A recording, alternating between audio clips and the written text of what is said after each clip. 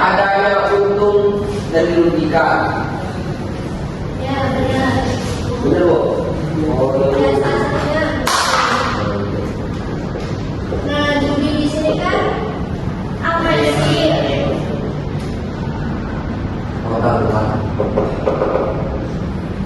Yang maksudnya kan bermain dadu.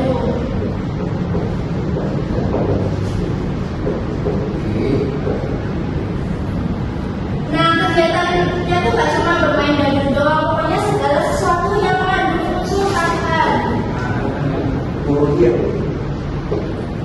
Nah, yang dimana di sini ada yang pihak diuntungkan maupun dirugikan.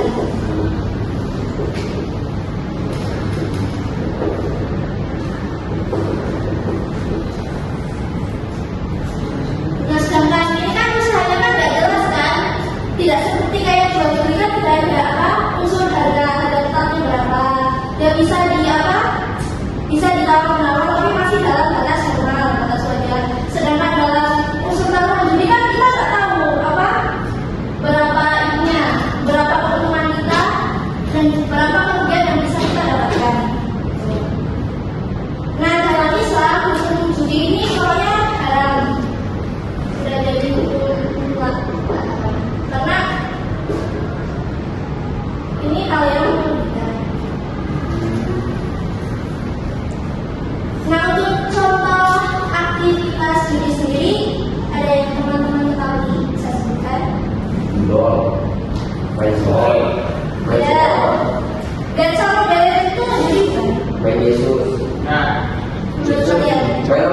Dan sama Mobile itu. Dan sama kita nggak tentu nggak pasti kalian dapat berapa. 10 kali spin aja belum tentu dapat. Enggak.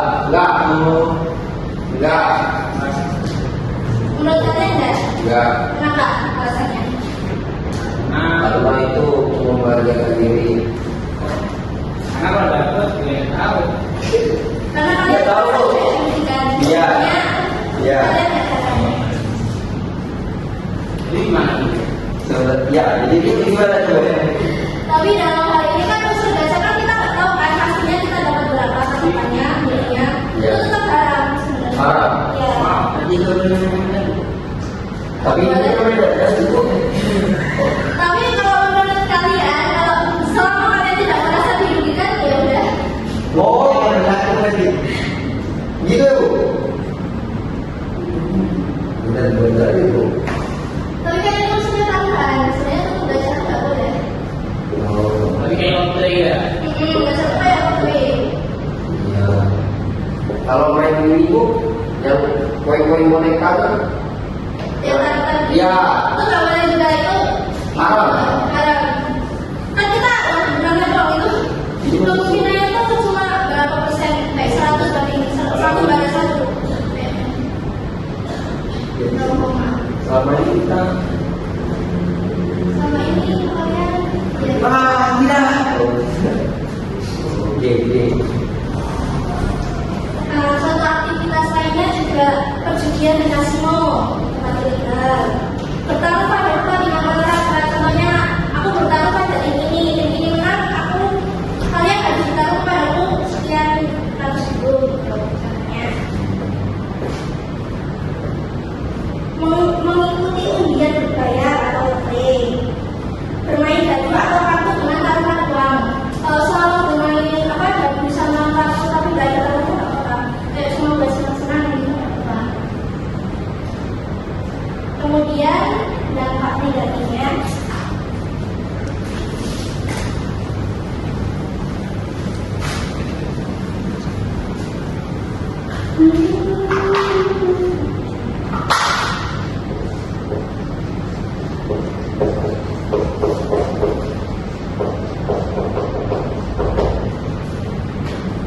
yang pertama untuk diri sendiri ya, internal dari internalnya.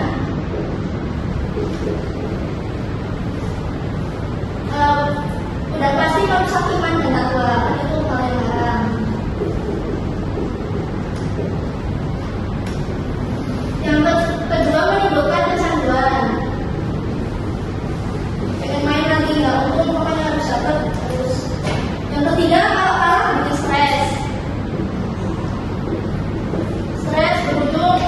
utang sama istri. Ketiga, keempat, mendorong tindakan kriminal. Karena gak dapat ujung-ujungnya pengen cari uang gak ada yang kami, mencuri, menipu, dan lain-lain. Kemudian terhadap ini aku ada yang eksternalnya, ada keluarga sama masyarakat.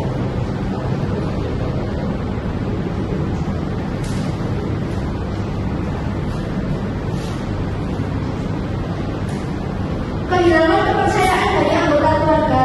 Udah jelas kan mana orang itu udah judi, otomatis pasti kan kalau kita pinjamin dia kan belum tentu dikembalikan. Kalau kita mempercayakan yang punya uang belum tentu bakal tetap dipegang.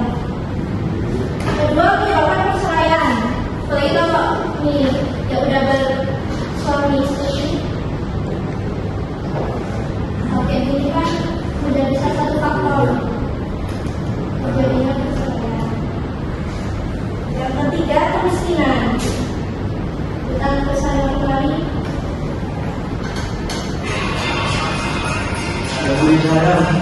Kemudian untuk masyarakat meningkatkan angka kriminalitas, yaitu seperti mencuri, menipu, dan lain-lain demi mendapat uang. Kemudian merusak tatanan sosial dan moral masyarakat.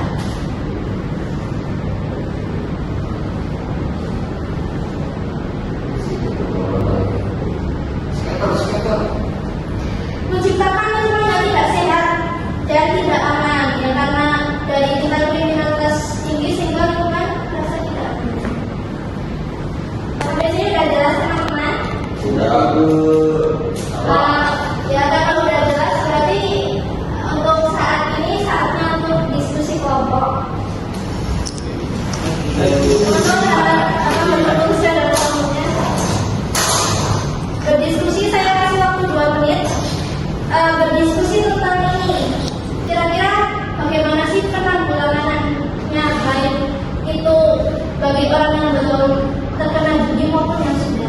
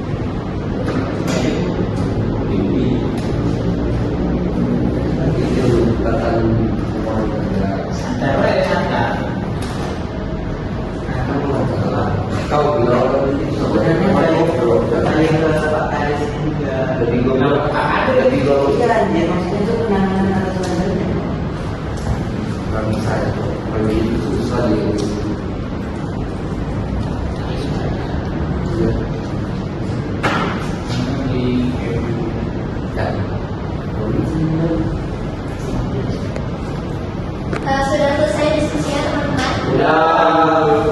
Dan karena kalian sudah mendiskusikan tentang penanggulangan dana judi, mungkin salah satu dari teman-teman bisa jelaskan ke depan. Siapa yang mau? Jelaskan apa itu? Penanggulangan judi. Oke. Saya pun. Ini juga berarti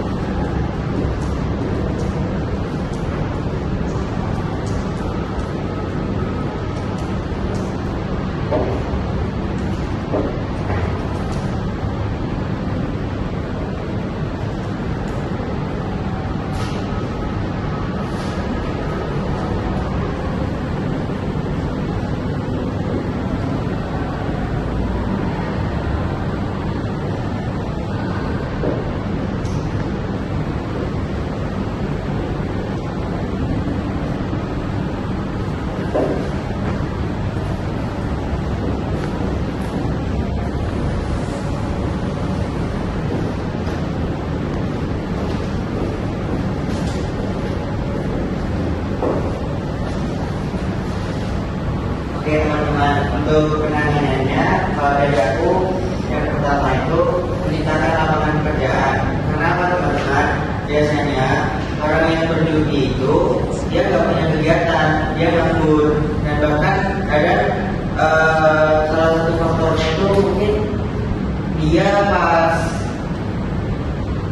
sebelumnya dalam masa pendidikan dia tidak serius, makanya akhirnya sulit mendapatkan pekerjaan, dan gara-gara nganggur itu akhirnya ya muncul pikiran-pikiran negatif kayak gitu teman-teman. Makanya solusinya yang pertama ya kita harus membawa orang yang berdiri itu ke kegiatan-kegiatan positif. Ya mungkin kalau bapak-bapak bisa diarahkan untuk cari pekerjaan dan aktivitas. Terus kalau untuk anak-anak ya ini yang kedua, ini kan ada kepala desa. Tentunya nanti kepala desa juga ikut berpartisipasi untuk menangani warganya. Ya nanti mungkin bisa diadain kegiatan kayak olahraga, terus kegiatan-kegiatan family lah intinya. Mungkin nanti juga ada sharing-sharing sama teman-teman dari kampus. Ini tadi. Terima kasih saudara Denis untuk penjelasan penanggulangan pendidikan. Di sini akan saya tambahkan beberapa upaya selanjutnya. Mari kita jalankan di masyarakat. Saya tambahkan kepada ini dari si individunya sendiri. Pendidikan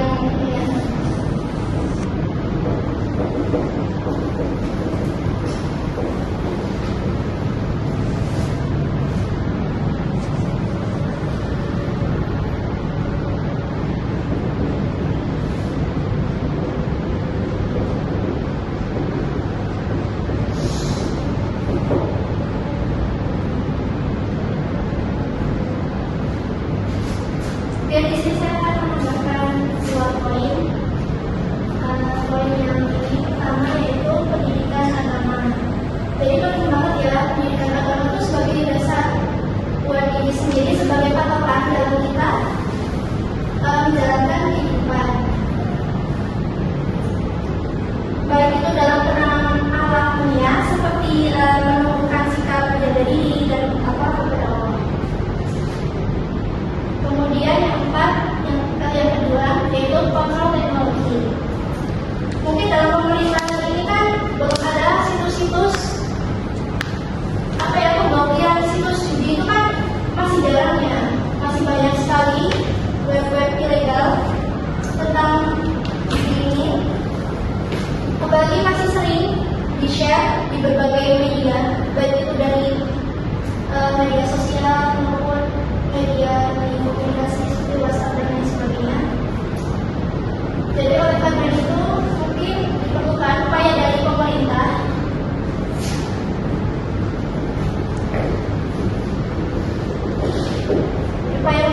untuk memblokir situs-situs yang bermuatan judi, baik itu dalam game online dan lain sebagainya.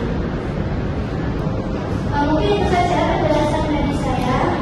Dan semoga dengan adanya pembelajaran ini bisa bermanfaat bagi kalian.